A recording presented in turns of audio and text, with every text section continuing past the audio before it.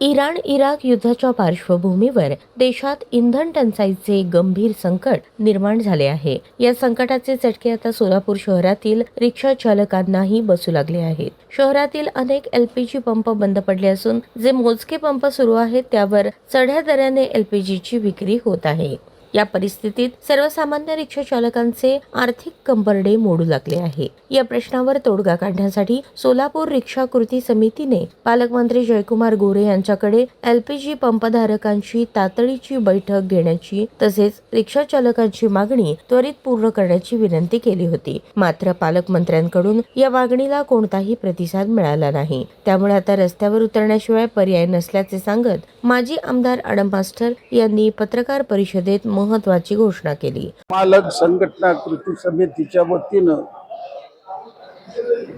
सोलापूर शहरामध्ये जे एलपीजीची टंचाई सुरू झाली त्यामुळे 16,000 रिक्षा सध्या बंद आहेत।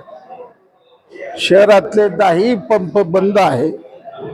याबद्दल कृती समितीचे पुढारी तत्कालीन कलेक्टर यांच्याबरोबर चर्चा केली। त्यांनी 30 मिनिटं सगळ्या अधिकाऱ्यांना बोलवून घेतलं, पंपाच्या मालकांनाही बोलवून घेतलं, पण त्यातनं काही मार्ग निघाला नाही। म्हणून आम्ही 5 तारखेला महामेळावा घेतला। हजारो रिक्षावाले या ठिकाणी आले होते आणि त्या दिवशी आम्ही निर्णय घेतला पालकमंत्र्याला घेराव करायचं। तर आमचा मेळावा संपल्याबरोबर आम्हाला माहिती मिळाली पालकमंत्री येत आहेत, म्हणून आम्ही त्या पद्धतीनं सकाळी 700-800 रिक्षा चालक डाक बंगल्यात जमलो। त्यांनी शिष्टमंडळाला पाचारण केलं, 20-20 मिनिटं ऐकून घेतलं। नवीन जिल्हाधिकारी होते, त्यांचे सगळे अधिकारी होते, शासनाचे अधिकारी होते आणि त्यांनी सांगितलं कोणत्याही परिस्थितीमध्ये 10 तारखेमध्ये 4 दिवसाच्या आत मी रिक्षावाल्याला न्याय दिल्याशिवाय राहणार नाही असं शब्द दिलं। मग आम्ही तो घेराव रहित केला। 4 दिवस वाट बघूया असा मी निर्णय घेतलो, परंतु काही झालेलं नाही आहे। आज आम्ही निर्णय घेतलेला आहे 16 तारखेच्या आत वाटाघाटी करून आम्हाला दररोज 40,000 एलपीजीचं गॅस नाही मिळालं। 16 तारखेला सकाळी 10 वाजता भारतरत्न डॉक्टर बाबासाहेब आंबेडकरांना वंदन करून 5,000 रिक्षावाले पूनम गेटवर चाल करतील आणि कलेक्टरला जा विचारतील।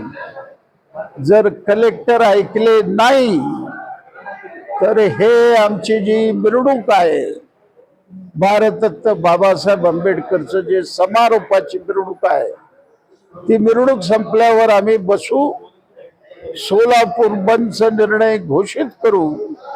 त्या दिवशी आमदार, खासदार, नगरसेवक, अधिकारी, मंत्री हे रस्त्यावर फिरणार नाही अशा बंदतीची नाकाबंदी रिक्षावाले करणार।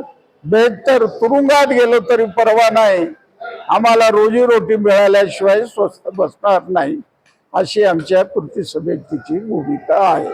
16 एप्रिल रोजी सकाळी 10 वाजता सोलापुरात रिक्षा चालकांचा महामोर्चा काढण्यात येणार असून रिक्षा चालकांच्या हक्कासाठी हा लढा आता तीव्र करण्यात येईल असा इशाराही त्यांनी यावेळी दिला। सोलापूर रिक्षा संघटना कृती समितीच्या माध्यमातून जे लढा मागील महिन्यापासून आम्ही 30 मार्च पासून सुरू केलेला आहे आणि या लढ्यामध्ये आम्ही सर्व संघटना जवळपास सोलापुरातील 10 संघटना या लढ्यामध्ये सामील आहे आणि 30 मार्चला आम्ही एक महामेळाव्याचं आयोजन केलं होतं। त्यानंतर 5 एप्रिलला एक मेळावा घेतला, रिक्षा चालकांची जे व्यथा आहे ते ऐकून घेतली। त्यानंतर 6 एप्रिलला आम्ही पालकमंत्री साहेबांना भेटले, त्यांच्याकडून जे आश्वासन आम्हाला मिळालं होतं त्या आश्वासनावर पालकमंत्री साहेबांनी पूर्ण आले नाही। त्यामुळे येणारे 16 तारखेला आपण भव्य एक महामोर्चाचं आयोजन करण्यात आलेलं आहे कृती समितीच्या माध्यमातून।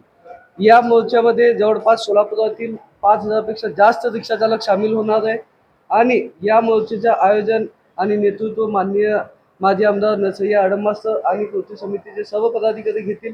त्याचबरोबर या मोर्चानंतरही नवीन जिल्हाधिकारी साहेब आमच्या मागण्यावर तोडगा काढत नसेल आणि दुर्लक्ष करत असेल तर आपले बाबासाहेब आंबेडकर यांच्या सप्ताह संपल्यानंतर, मिरवणूक संपल्यानंतर एक मोठी मिटिंग घेऊन आम्ही ठरवणार आहे की सोलापूर बंद कशा प्रकारे करता येईल आणि सर्व रिक्षा रस्त्यावर सोडून, घरी नाही, जिथे रिक्षा थांबलेली आहे त्या दिवशी तिथंच रिक्षा सोडून पूर्ण रस्ता बंद करून आम्ही आमचे मागण्या आणि आमचे हक्क मागून घेणार आहे।